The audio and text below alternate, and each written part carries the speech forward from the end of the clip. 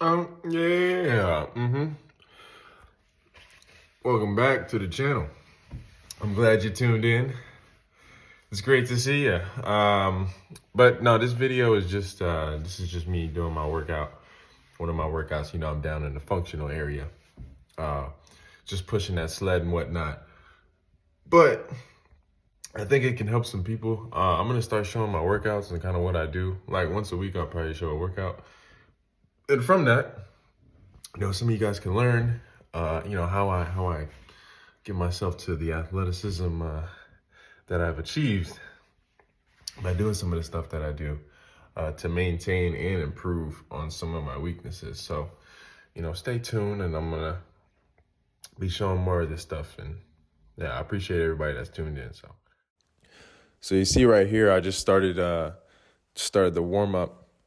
I'm doing a push up, and I got my leg up. And the reason being is just because I want to make sure that I'm getting more stable.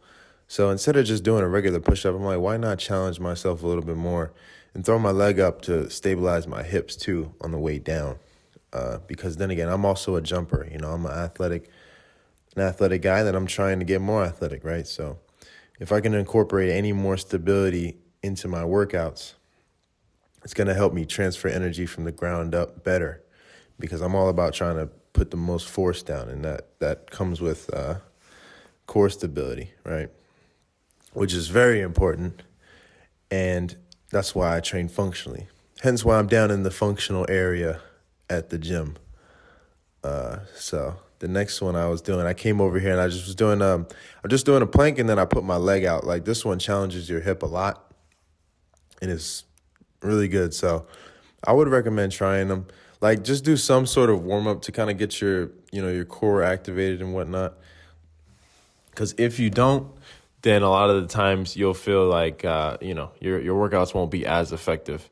Because having like a little bit of a warm out, it can make your workout like 10, 15% better, if we're looking like statistics, and that adds up a lot over time. And if you think about things long term, you can go really far, and if you do the little extra things that matter. And in the next, I came on the sled. There was no weight on the sled, but I was just pulling it all the way back and then pushing it back forward. When I was pushing it back forward, I was kind of more focused on like trying to really push through my entire leg. So get like full extension on my leg when I'm pushing it. So this is something that's trying to help me a lot with overall just translating all the power that I've developed. I used to do a lot of squatting and deadlifting and all that, but I couldn't really translate it. I started playing basketball, and I couldn't really translate it forward as much as I wanted to. So I said, what could help me with that, right? And of course, that's the sled. Because the sled, you're at a forward shin angle, and you're pushing it at an angle which you would be running at. So you're getting stronger in that shin angle, which is why I think the sled is so important now, and it's going to be like a fundamental part of my training. So you see in the next clip here, I actually put some weight on. I just put a little bit. Now my focus is not to put on as much weight as possible, but it's really to just get a decent weight on there and then push it with more of like an athletic intent. So it's not so much strength building, but it's more for just trying to overall train my body to get used to pushing in this direct, like at these certain shin angles in this more like leaned over position. So that's the main reason why I'm not going too heavy. And so this is a little a clip I put in here just to explain something. Oh, the sled is so brutal. Like even when I push it up a couple times, I'm tired after. But it's some good cardio. I think this is better than going on like an elliptical for like 20 minutes or something. If you want to get some cardio in, find a sled or something like that, because I think it's a lot better and you'll get a lot stronger in the process. So okay, now you see I came over here to the pull-up bar because I had to. You see me, okay, never mind. But you see I come over to the pull-up bar. I had to come get some muscle ups, and I actually haven't been doing my muscle ups so much lately.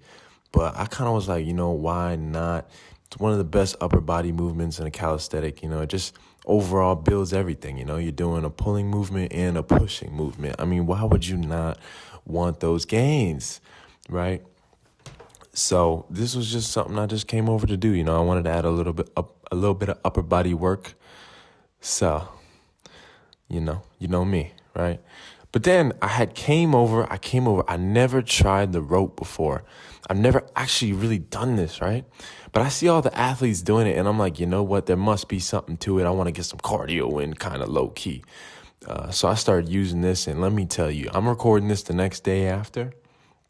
But wow, I mean, I am definitely going to keep doing these. I mean, because it's like I feel, the word that I like to use is I feel sturdy.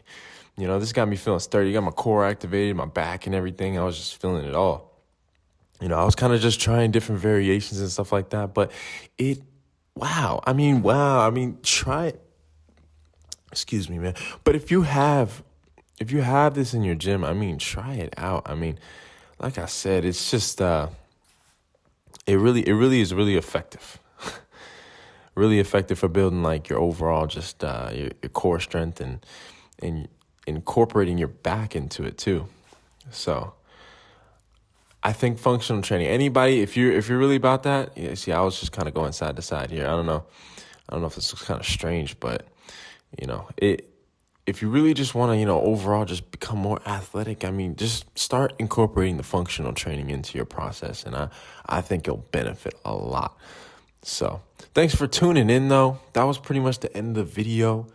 More workouts coming soon. So, if you're really, trying to, tune into all that, then subscribe and check it out again, So appreciate you watching now.